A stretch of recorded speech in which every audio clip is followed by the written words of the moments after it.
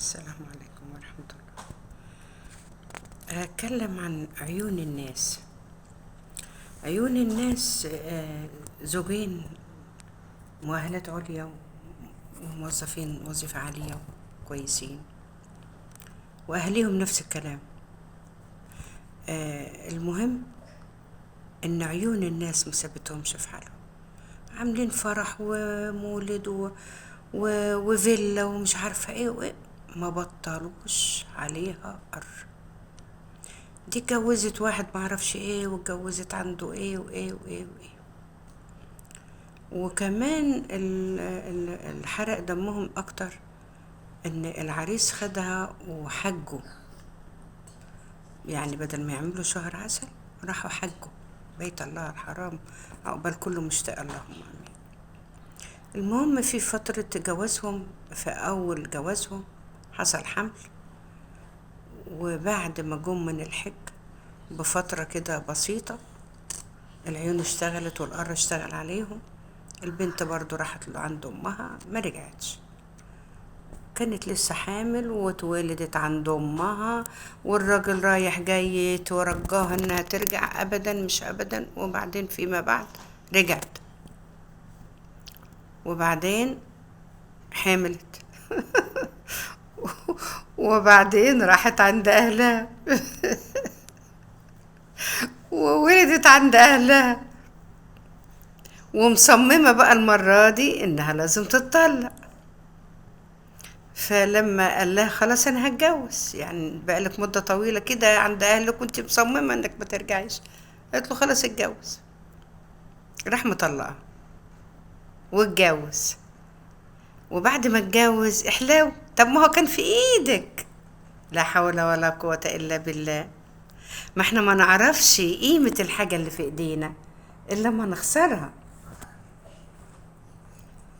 ف بعد ما اتجوز، وطبعا هي كانت قاعدة في شقتها ملكها او بيت او فيلا او ايا كان المكان اللي هي كانت فيه كان ملك. طبعا الجديدة قعدت مكانها، وهي طبعا هي وامها فرحوا رغم ان هم مستواهم ما شاء الله مش محتاجين. فالعروسة الجديدة خلفت وقاعدة في بيتها ملكها خلاص. دي بقى جاية بعتت ناس ان هي عايزة ترجع، معاها ولدين، عايزة اربي العيال مع ابوهم. طبعا اجر لها شقة، ما هو مرضيش بالخال، رضي بخليله. كان في ايدك. ليه؟ ليه الغرور؟ ليه الغرور اللي احنا فيه؟ ليه؟ فين الام وفين تعليمك؟ فين؟ ازاي متعلمة تعليم عالي، وازاي انتي من اسرة ما اعرفش ايه، ملوش لزوم الكلام. طب ليه ما وعتيش بنتك؟ ليه بتحرضيها على خراب بيتها؟ ليه؟ ليه؟ ما انا مش عارفه ليه، يعني انا مش قادره اقول ان هي بتتاجر، لا هي مش بتتاجر ببنتها ولا حاجه.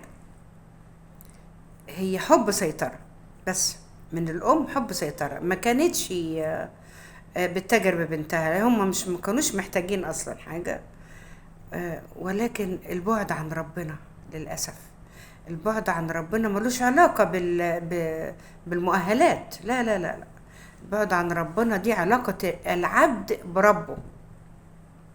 للأسف احنا بعدنا قوي عن ربنا سبحانه وتعالى. يا رب ردنا إليك ردا جميلا يا رب، اللهم أمين. واهديهم واصلح حالهم اللهم أمين يا رب. وفي الآخر رجعت في شقة إيجار. شفت بقى، مرضوش بالخال، رضي بخليله. خليله يعني شرابه. لا إله إلا الله. يا رب يهديهم واصلح حالهم. السلام عليكم ورحمة الله.